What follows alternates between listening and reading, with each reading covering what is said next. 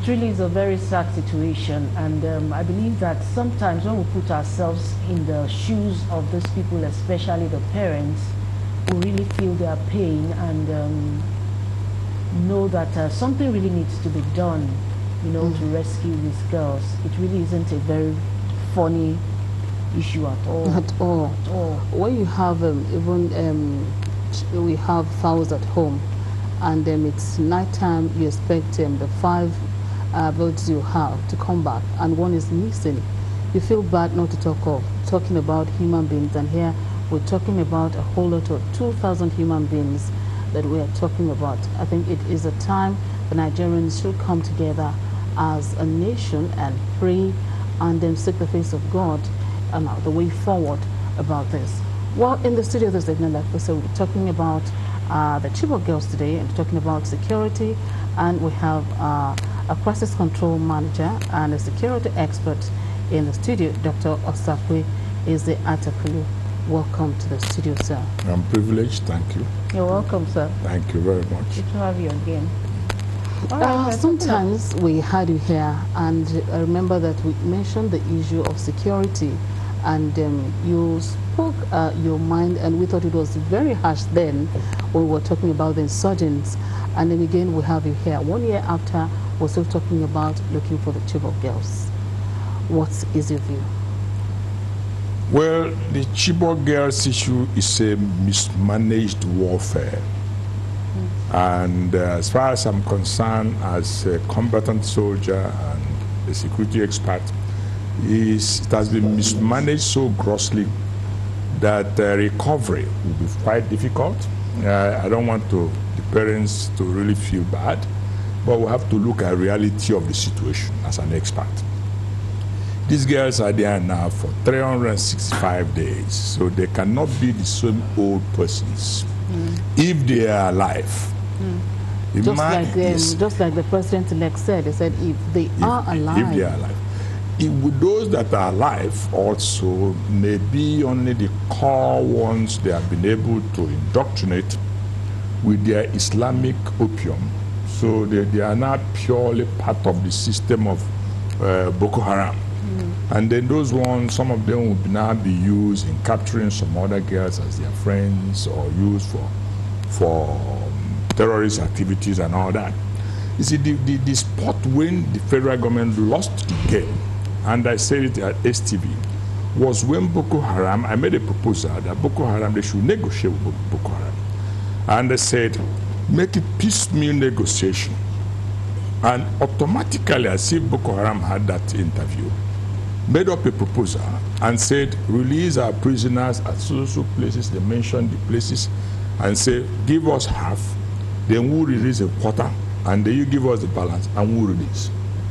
And the government ignored it, and I was so shocked. Nigerians, prominent Nigerians, instead of facing realities, they were only carrying placards trying to cause some more confusion, trying to seek for relevance, campaigning and putting posters, praying. See, prayers don't work like that. A prayer must be followed with a deed. That's what the Bible said. Praying for the whole 1 billion years without going into action is completely useless, because your Almighty Father of all can only work with you, not for you. He's not our servant. He has made us a mechanism he can use. So if this mechanism is not prepared, it's not possible for him to help us here on earth. And that was when the federal government mismanaged it. And now, are you saying the concern of a lot of people then was that if you negotiate these, would be setting a bad precedent, and then we will not continue that trend? Won't they continue to hold us to ransom? Yes, that question came up in my interview, and I said, you are asking this question because they are not your children. If they are your own child, you will have sleepless nights. It's so tough, so terrible. It's a nightmare. You can't sleep. So why don't we leave every circumstances and talk about the life? Get them first. And I told the federal government, I have another panacea which could have made the thing quite easy to fight Boko Haram. Putting chips into their body, drug them also in the cells, putting chips there, and monitor them as they move. The bodies of who? The prisoners. Of the prisoners. Quite simple. Putting chips there, release them, They don't know what has happened to them. They all went asleep. And you follow it through your computer. Then again, I said, where is America with their satellite network? Because all of them promised to help. All of them promised to help. All of them promised. The Americans all promised to help. America failed Nigerians in that instance. The world powers failed Nigerians. And they are still failing us. Why do you think? Why did they come to the country at one point, but suddenly we began to hear nothing about their involvement in this issue? So why did they fail us? Americans and foreigners do not go to a place where they don't earn a living or a benefit. Check their lifestyle from colonial masters' time. Benefit how? Money. They wanted to be paid heavily. Okay. They wanted a bargain also for the services they want to render. They didn't come on humanitarian basis, on volunteerism basis. That was the error. And the same thing they do for us. We don't go and monitor the election. They come here because they also make money. They may see them parading themselves as peacocks. As far as I'm concerned, Nigerians should grow above foreign influences and be themselves. Buy whatever you want to buy from them. Learn the techniques and use it. But we're all taking their own opinions. How can an American come to the forest and fight? He's not even, can't even stand mosquito. How much more the cobras? So it's all elusive, very elusive. I want to come in at this point, sir. Towards the tail, the last 2-3 months, we discovered that there has been, in the last 1.5 months, there's been a tremendous success in curbing the insurgents.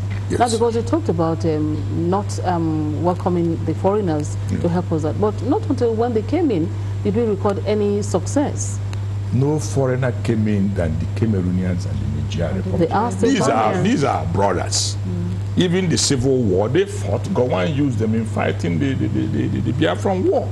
So these are part of us. They live within the zone we are occupying. They know about the forest. They have the same skin with us. They eat the kind of food we eat. So they are not foreigners.